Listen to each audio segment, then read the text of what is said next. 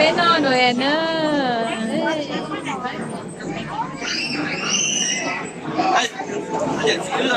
Hai giờ chỉ ta có thay được mà video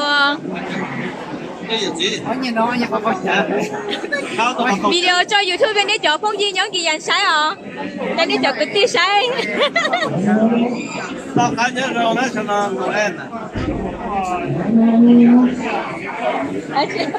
anh chị khi nhớ là hai để tay với sao video video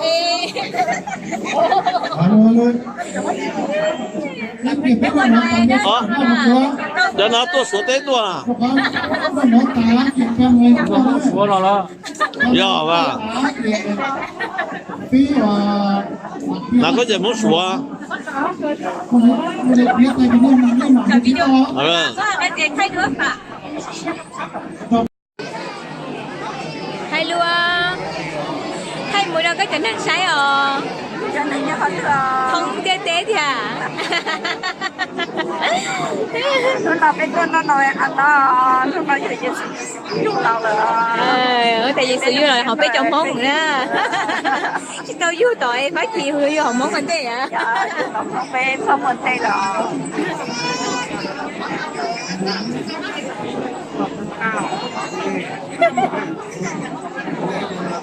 nói chung là tụi con như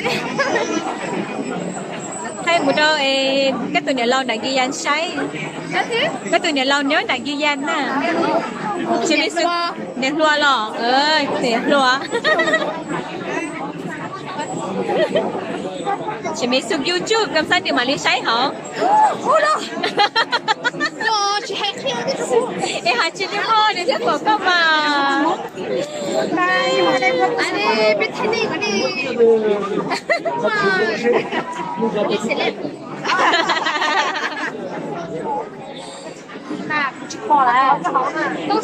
nói tôi đi xong nhá cho bố cho họ yêu thương đó cho nó nè nó trong ta mà cho xong kia nó khá nhớ xong nó khá nhớ xong chung chia hả không ta chia chân đúng không nó khá nhớ xong hả nó khá nhớ xong nó khá nhớ xong nó khá nhớ xong thì đâu thế mà đi đâu rồi cho chị đi con xin đi đâu rồi là chả ôi giời để sao nó đánh to nữa sao nó đánh to chị đi đây chị nó Est-ce que tout le monde a mis leur place sur la table? C'est bon, vous êtes prêts? nhớ cho phải nhớ cho được không? Mais c'est joli ça. C'est mignon. Yeah. Ouais. Đi nói chị chồng.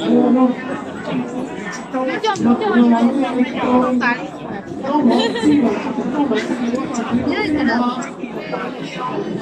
Đi ra mà chị nó. Nhớ cho là con hiểu không có xuống.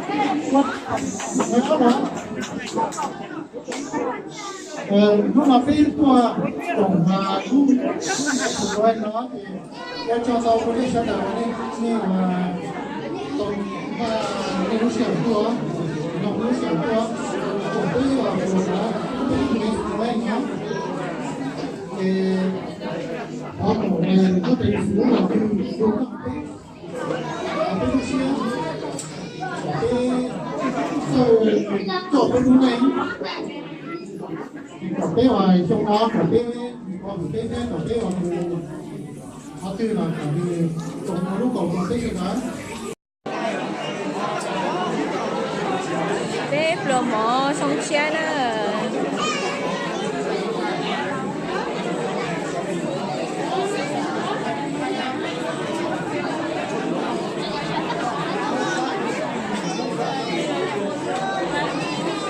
Hello. Chị bóng nọ lì bây giờ, tao thở bây giờ. Câu Kau wajib tu dah pun saya. Kau wajib tu ah. Oh, dah salah dia. Kui dia mek ya. Lo. Maman, c'est ça pique cela. Là c'est poulet tu. Kau pernah kena? Poulet?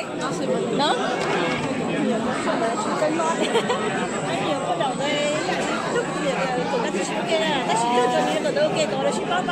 Đó, theo chương trình đó có.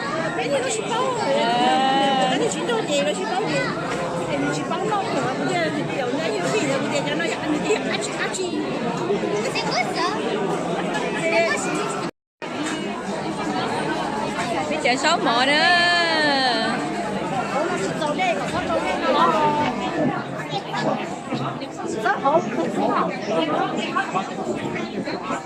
Nhớ số hay cho một trong thực tế là sai đó.